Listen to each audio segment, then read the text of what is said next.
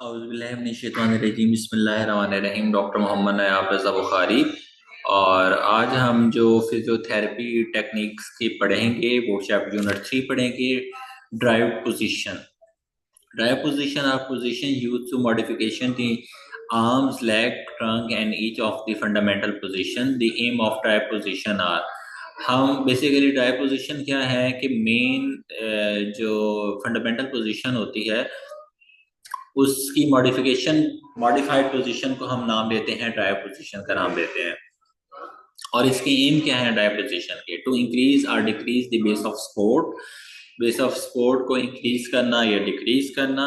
To raise or the lower the centre of the gravity, centre of gravity को या कम कर नीचे करना या उसको बढ़ा ऊपर करना, ज्यादा करना। टू गेन दी लोकल और the general relaxation, to gain the fixation and good control of the specific area.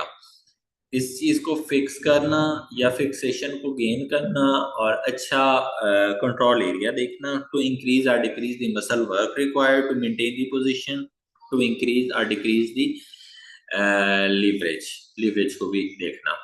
Drive position from the standing by alternating the legs achieved by the change the shaper size of the base। toe standing, सबसे पहले toe standing, toe के ऊपर stand करना। strike standing, walk standing, half standing, standing with the trunk alteration, stoop standing, leg stoop standing। ये positioning के name है, ये आपको आने चाहिए। Position of the drive from the kneeling, half kneeling, kneeling sitting, prone kneeling. Position drive from the sitting में strike sitting आ जाती है, राइट सिटिंग आ जाती है, क्रूक सिटिंग आ जाती है, लॉन्ग सिटिंग आ जाती है। इसके अलावा क्रॉस सिटिंग आ जाती है, साइड सिटिंग आ जाती है, हाई सिटिंग आ जाती है। ये नेम है सारे। Position drive from the land, crook laying, with the pelvic lifted and the half fling, और इसके अलावा हाफ लेंग आ जाता है। अच्छा, इसके अलावा जो है हमारे पास लेंग की आ जाती है, जो पोजीशंस आ जाती हैं वो आ जाती है prone leg, leg prone leg, side leg and the sit leg आ जाती है। Position drive from the hanging, full hanging आ जाते हैं। मैनुअल, इसके ये तो पोजीशन के नेम थे जो आपको आने चाहिए, पता होने चाहिए। अब हम बात करते हैं manual muscle testing major muscle group की। Manual muscles testing is a procedure for the evaluation of the function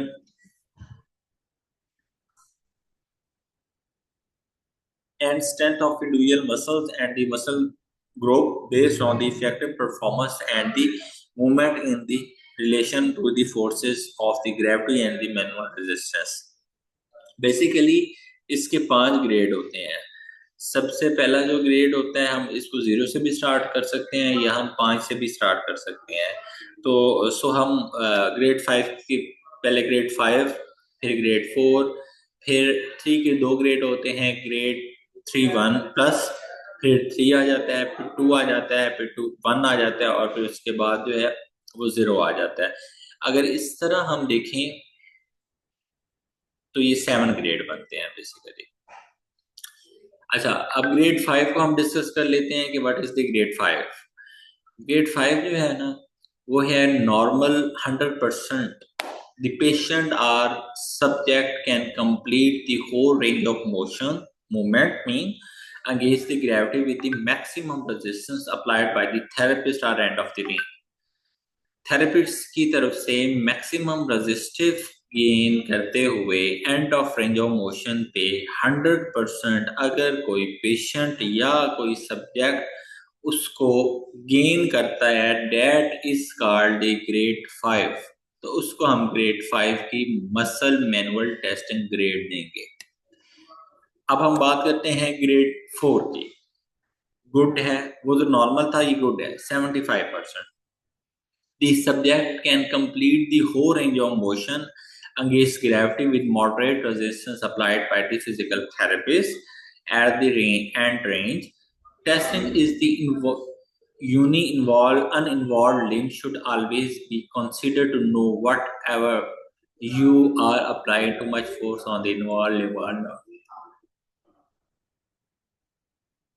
अब वो ये कह रहा है कि ग्रेड 4 के अंदर 75% हमने अचीवमेंट की, it's good. Completed range of motion होगी, अगेंस्ट ग्रेविटी होगी, मॉडरेट रेजिस्टेंट अप्लाई करेगा फिजियोथेरेपिस्ट, ठीक है, उस पर फुल कंप्लीट रेजिस्टेंस थी, मैक्सिमम इस पर मॉडरेट अप्लाई करेगा, ठीक है। एंड इन्वॉल्व लिम्ब की और ये होगी फोर्स और नहीं भी होगी, ठीक है। तो इसको हम नाम लेते हैं ग्रेड 4 का।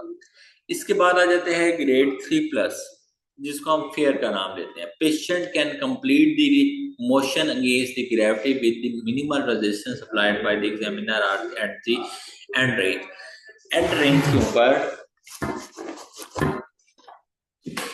रेजिस्टेंस मिनिमल अप्लाई करने से पेशेंट अपनी कंप्लीट रेंज ऑफ मोशन करता है और मिनिमम रेजिस्टेंस पे, that is called fair. Grade 3+ आ गया इसको। ग्रेड 3 क्या है? ये भी फेयर है बट ये 50% है, वो फेयर प्लस है। The patient can apply complete the range of motion against the gravity when the external force is applied by the physiotherapist. The patient give way.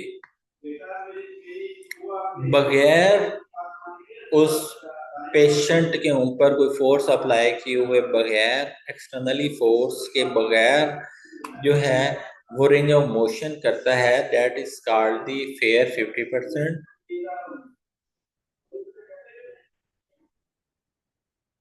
That is called the grade 3। इसके बाद आ जाते हैं जी grade 2।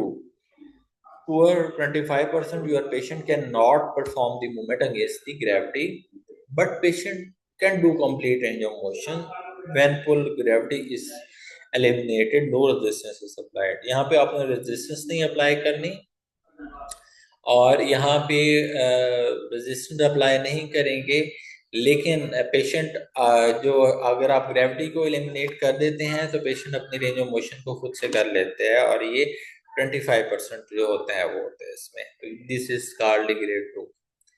इसके बाद आ जाते हैं जी ग्रेड 1, ट्रेस। तो this patient is not able to move to join even with the gravity के साथ। however the closer examination by the therapist would be reveal side muscles contraction through the populations। और इसके बाद 0 आ जाता है, 0 no traces, no concentration is noted, even the physical therapist palpation touch भी करे तो भी होता।